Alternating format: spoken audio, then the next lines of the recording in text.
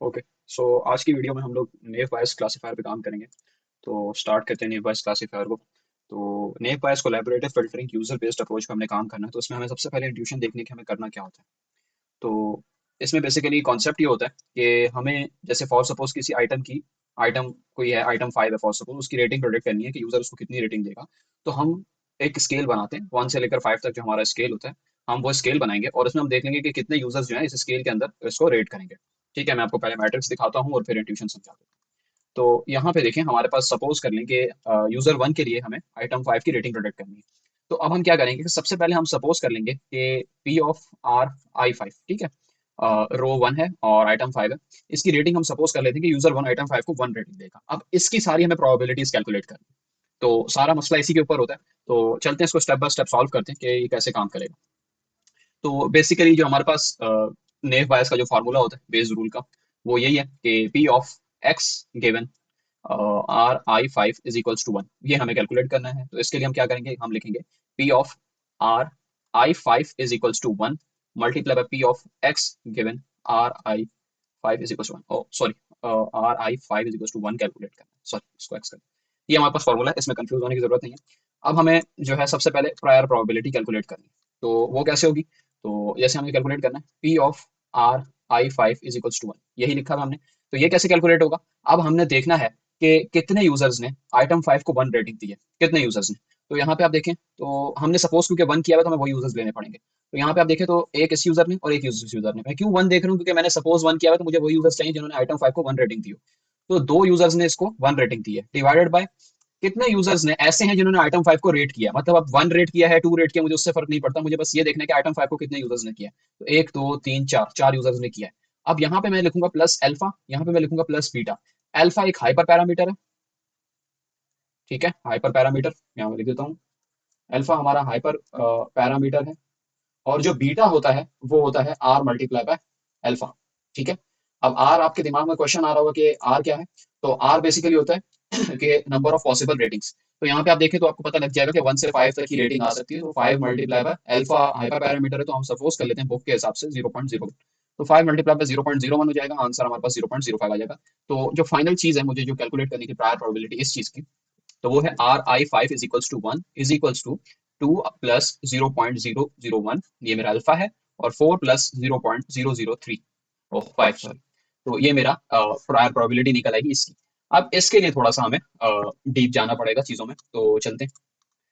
सही।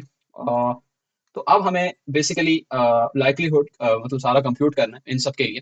तो मुझे वन बाय वन पहले देखना पड़ेगा आइटम 1 पे, फिर आइटम 2 पे, फिर 3 पे, 4 पे, इस तरह से मुझे ना सबके लिए करना है। मैं अगर आपको सिंपल सा फॉर्मूला बता दूं, तो वो क्या है, जो बेसिकली लिखा हुआ था कि हमें कैलकुलेट करना है P of X given R I 5 is equals to 1। इसके अंदर जो एक्स है ना, पहले वो आइटम 1 हो जाएगा, फिर 2 हो जाएगा, फिर 3 और फिर 4 हो जाएगा। तो आइटम 1 के लिए इसको मैं अगर फिर से डिसॉल्व करूं, तो ये हो जाएगा P R I J is equals to K, उसकी के कोई गिवन रेटिंग होगी, और R I 5 is equals to 1।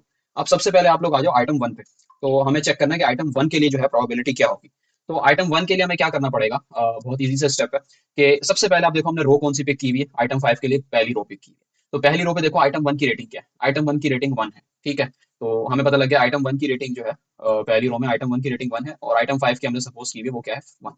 सबसे पहले तो आपने ये देखना है कि ऐसी रोज पिक करो जहां पे आइटम 1 की जो यूजर रेटिंग यहाँ पे है ना, वैसी ही रेटिंग हो। तो कहाँ कहाँ पे आइटम 1 की रेटिंग वैसी है, जैसे यहाँ पे है जो हमने सपोज की, तो यहाँ पे आइटम 1 को भी 1 रेट किया गया, और यहाँ पे। अब आपने देखना है कि उन्हीं रोज पे क्या आइटम 5 की वही रेटिंग है जो हमने सपोज की हुई है। तो हमने आइटम 5 की रेटिंग कितनी सपोज की हुई है, 1। तो क्या इन रोज पे आइटम 5 की वही रेटिंग है, तो बिल्कुल वही है। तो यहाँ पे 2 आ जाएगा, 2 प्लस 0.001। अब डिवाइडेड बाय, अब आपने यहाँ पे कुछ भी नहीं करना, आपने यहाँ पे ये देखना है कि कौन से यूजर्स ऐसे हैं जिन्होंने आइटम 1 को रेट किया हुआ है, भले कोई भी रेटिंग दी हो, और उन्होंने आइटम 5 को 1 रेटिंग दी हो जो हमने सपोज की। मतलब आइटम 1 की उन्होंने कोई भी रेटिंग लिखी हो, एनी, यहाँ पे आप एनी लिख दें। और आइटम 5 को उन्होंने 1 रेटिंग दी हो, जरूरी है 1 रेटिंग दी हो। आइटम 1 को उन्होंने कोई भी रेटिंग दी हो, पहले तो हम देख रहे थे आइटम 1 की वही रेटिंग होनी चाहिए जो हमने सेलेक्ट की है।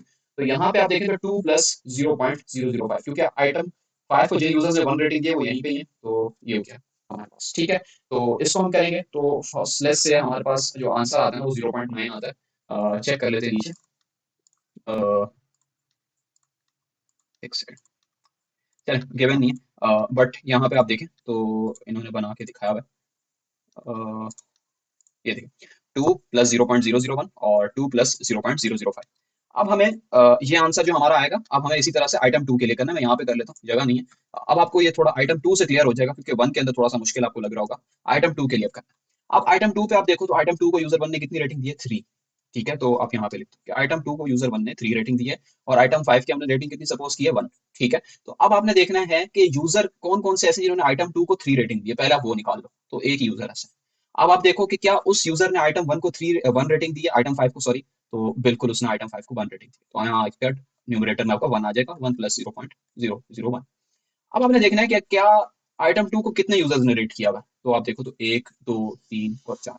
इन 4 में से कितने यूजर्स हैं जिन्होंने आइटम 5 को 1 रेट किया हुआ है, तो 1 और 2। तो यहाँ पे 2 आ जाएगा, 2 प्लस 0.005। ठीक है, ये अल्फा है और ये आर था जो मैंने पहले बताया। अब आपके पास यही इक्वेशन बन रही है नीचे, जो आपको दिख भी रही होगी। ठीक है, अब हमें कैलकुलेट करना है पी ऑफ, वही चीज, आर आई, आई बोले तो पहली रो, क्योंकि हमारी पहली रो है। 2 इज इक्वल्स टू आइटम 3 के ऊपर जो रेटिंग है वो 3 है। ठीक है, और आर आई 5 जो है हमारे पास वो 1 है। ठीक है, आर आई 5 हमारे पास 1 है, क्योंकि आई 5 हमने 1 सपोज की थी। और आइटम रो 1 के अंदर आइटम 3 बेसिकली इंडेक्स वाइज, तो उसकी रेटिंग जो है वो 3 है। सॉरी, मैं 3 लिखना था। ठीक है, तो आइटम 3 की रेटिंग 3। तो अब आप देखो कि क्या किसी यूजर ने इसको 3 रेट किया है इनमें से। तो हाँ, बिल्कुल इसने किया है। क्या इसने आइटम 5 को 1 रेट किया है? हाँ, बिल्कुल इसने किया है। तो यहाँ पे 1 आ जाएगा, 1 प्लस 0.001। कितने यूजर्स ने आइटम 3 को रेट किया? 1, 2, 3, 4, 4 यूजर्स ने किया। इन 4 में से कितनों ने आइटम 5 को 1 रेट किया, मतलब जो हमने सपोज किया, इन दोनों ने किया। तो 2 प्लस 0.005। इस तरह से हम लोग ये सारा काम करते जाएंगे। अब मैं आपको एक चीज दिखा दूं, इक्वेशंस को फाइनलाइज कर देते हैं। ठीक है, तो यहाँ पे आप देखो तो इसी तरह से मैंने आपको पहली करके दिखा दी, और दूसरी भी करके दिखाई, तीसरी भी करके दिखाई, चौथी आप खुद कर लीजिएगा। तो 0.117 आपके पास प्रोबेबिलिटी निकलेगी कि यूजर जो है वो आइटम 5 को 1 रेट करेगा, यूजर 1 जो है वो आइटम 5 को 1 रेट करेगा, उसकी प्रोबेबिलिटी 0.117। ठीक है, अब नीचे आते हैं इसके ऊपर। ठीक है, अब हमने सपोजिशन चेंज करनी है और कुछ भी नहीं। अब हम ये सपोज कर रहे हैं कि यूजर 1 आइटम 5 को जो है वो 2 रेटिंग देगा। यूजर 1 आइटम 5 को 2 रेटिंग देगा। ठीक है, तो अब इसके ऊपर देखते हैं। तो अब आ जाओ फिर से सिर्फ इसके लिए और इसके लिए करके दिखाता हूँ। आप देखो पहले कि आइटम 1 को 1 रेटिंग किसने दी है, एक यूजर ने दी है। तो आप यहाँ पे लिख दो कि भाई आइटम 1 की जो रेटिंग है ना उस रो में वो 1 है। ठीक है, और आइटम 5 की सपोज रेटिंग कितनी है, 2। ठीक है, हमने 2 सपोज की। अब आप देखो कि क्या किसी और यूजर ने आइटम 1 को 1 रेट किया। तो बिल्कुल इसने किया है और इसने किया। तो दो यूजर्स ने। क्या इन दोनों यूजर्स ने आइटम 5 को 2 रेट किया? तो यहाँ पे देखो इन्हीं की रो में नहीं किया।